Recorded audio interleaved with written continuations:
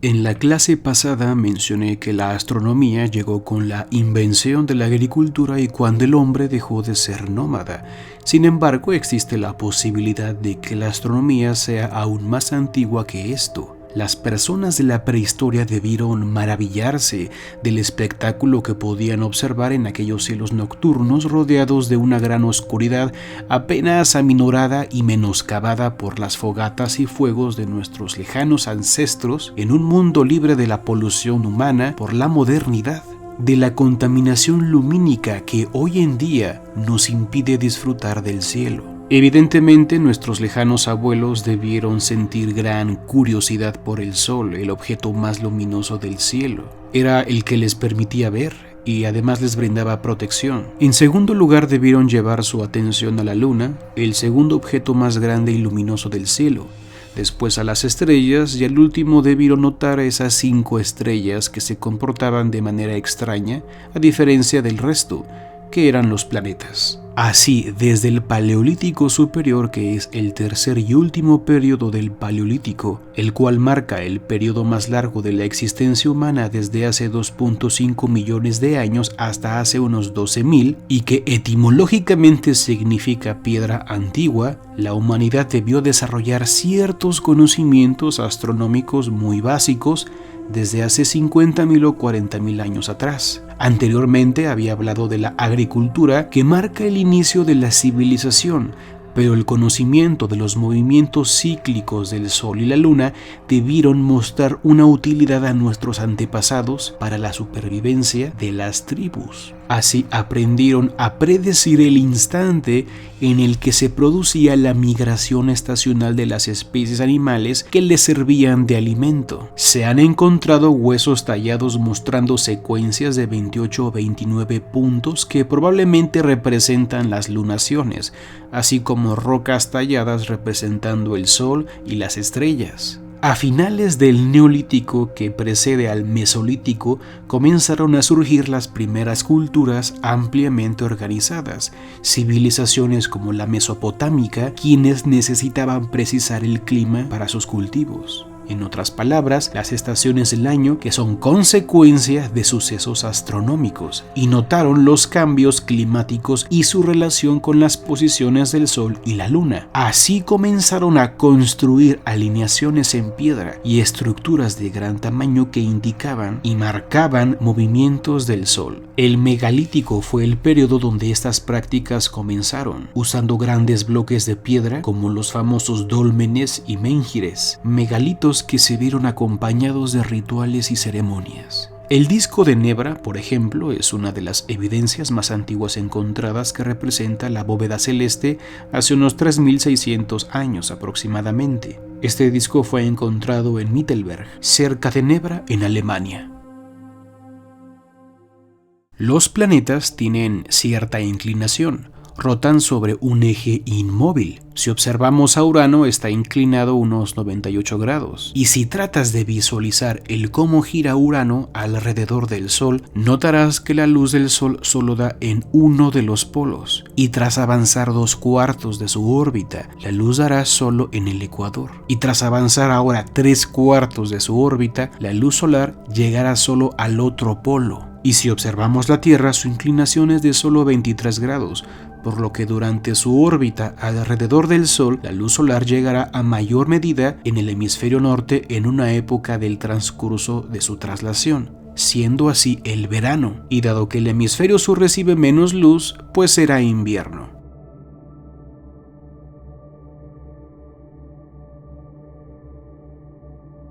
La inclinación de la Tierra marca las estaciones. La razón de esta rotación es que la Tierra se comporta como un giroscopio, y un giroscopio no es más que un objeto sólido en rotación. Los giroscopios mantienen la dirección del eje de rotación en una posición fija, igual que una rueda de bicicleta que tiene un eje sobre el que gira. Pero al igual que un trompo, el eje no siempre permanece fijo y posee una tendencia a caer. Esto por efecto de la gravedad, dibujando un cono en el cielo.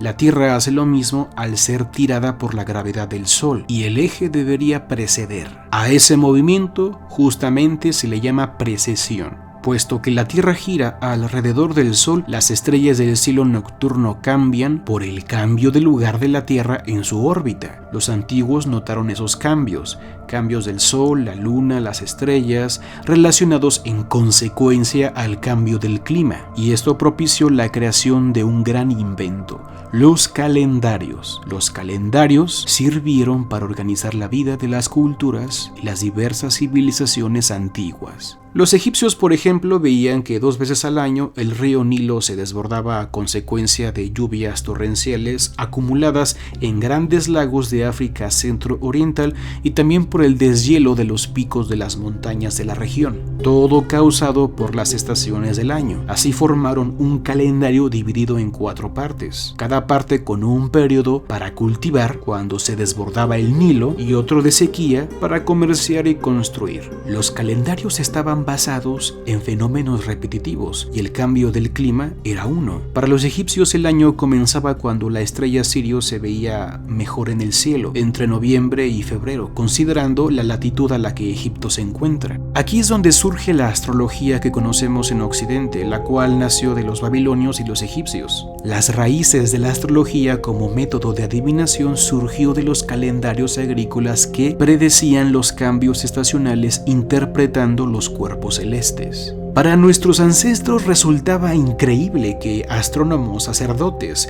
predecían eventos que sucedían en la Tierra como el desbordamiento del Nilo, y además decían cuándo se debía cultivar, cuándo comerciar y cuándo construir. Dictaban la vida social, parecía que lo sabían todo. Entonces pensaron que los cielos también podían dictar y predecir la vida individual. El enorme éxito de la astrología se dio porque aparentaba dar solución a un problema fundamental en la vida social y personal de los humanos: el saber su futuro, el predecir la vida personal, el tener certeza en la vida. Si aparentemente los cielos tenían escritos los eventos de la tierra, también debería ser así con la vida humana. Los cielos no dictaban la vida en la tierra.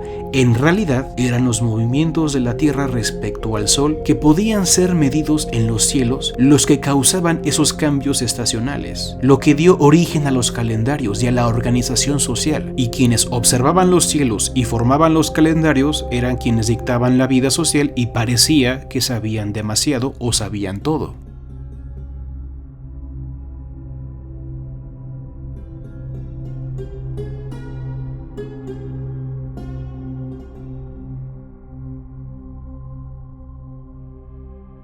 La arqueoastronomía es el estudio de cómo las culturas del pasado estudiaban los fenómenos del cielo. Para los egipcios, por ejemplo, el sol era representado por un escarabajo, porque sabían que los escarabajos juntaban bolitas de excremento, haciéndolas cada vez más grandes, con la intención de impresionar a una hembra y que ésta usara la bola de excremento para implantar ahí sus huevecillos. Así imaginaron que el sol era arrastrado por el espacio como la bola de excremento por la bóveda celeste. Los mexicas usaban el águila para representar el sol y en su piedra fundacional colocaron un águila sobre un nopal con una vírgula, un símbolo que representa el hablar y decir algo, lo cual los españoles lo interpretaron mal y pensaron que se trataba de una serpiente. Ahora vemos que la bandera de mi país, México, tiene un águila con una serpiente, erróneamente mal interpretado. La piedra del sol, llamada erróneamente calendario azteca, es un monolito que representa la cosmovisión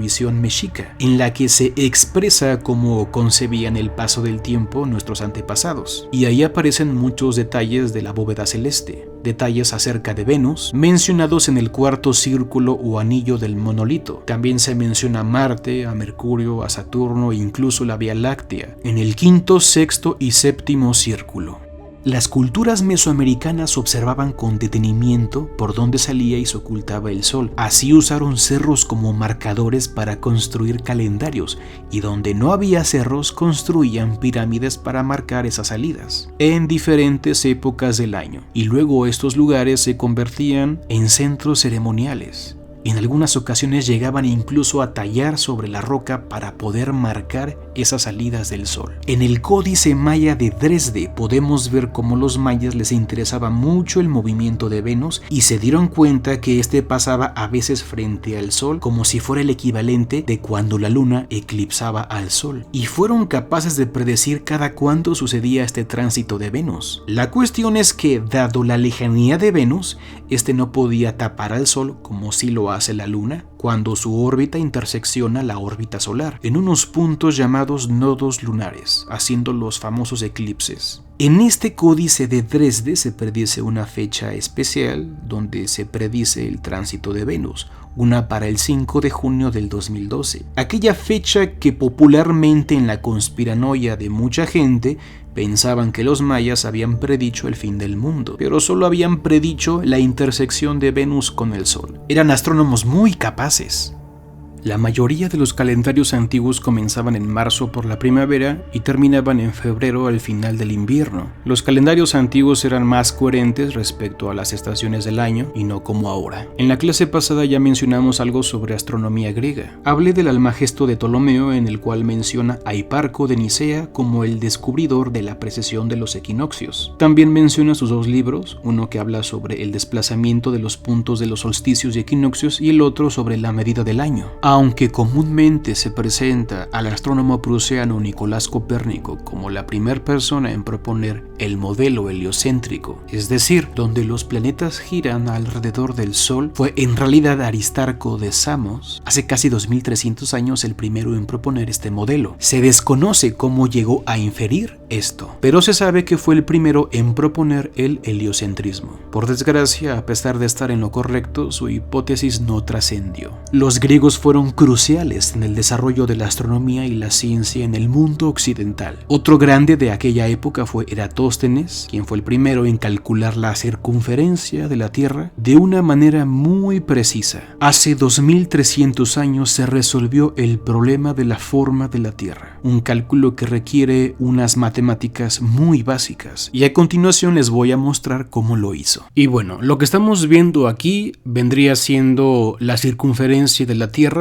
muy mal dibujada por supuesto. Lo que está encima de la circunferencia, esas dos líneas, corresponde a lo que son dos pilares, uno en Alejandría y otro en Siena, dos ciudades en la época del Antiguo Egipto en la que vivió Eratóstenes. Después, las dos líneas paralelas que están atravesando la circunferencia de la Tierra equivalen a los rayos procedentes del Sol. Luego, Eratóstenes midió la distancia entre Alejandría y Siena y equivale a 800 kilómetros. Y la sombra que proyectaba el obelisco en Alejandría o pilar era de unos 7 grados. Si la Tierra fuera plana, la sombra proyectada por dos obeliscos a la misma hora sería idéntica. Es una regla básica en geometría que si tenemos una configuración así, el ángulo A es igual que el ángulo B. Por lo tanto, el ángulo que corresponde a la distancia entre Alejandría y Siena desde el centro de la Tierra es de 7 grados, porque esto es igual que esto. Y para saber la circunferencia de la Tierra solamente hay que hacer una regla de 3, multiplicando 800, que son los kilómetros de distancia entre Siena y Alejandría, 360, que son los 360 grados, que corresponde a una circunferencia, y luego dividirlo entre 7, que son los 7 grados, que corresponden tanto a la sombra del obelisco de Alejandría como del ángulo de la Tierra correspondiente a la distancia entre Siena y Alejandría. Entonces, 800 por 360 es igual a 288.000. 288.000 entre 7 es igual a 41.142 kilómetros. Esa es la circunferencia que Eratóstenes calculó. Y si ustedes revisan en Google la circunferencia de la Tierra, verán que es de 40.075 kilómetros, esto dado por nueva tecnología, por tecnología moderna, por satélites que han medido la circunferencia de la Tierra. Así, Eratóstenes pudo calcular la circunferencia de la Tierra de una forma muy precisa para su época. Notarán que se requieren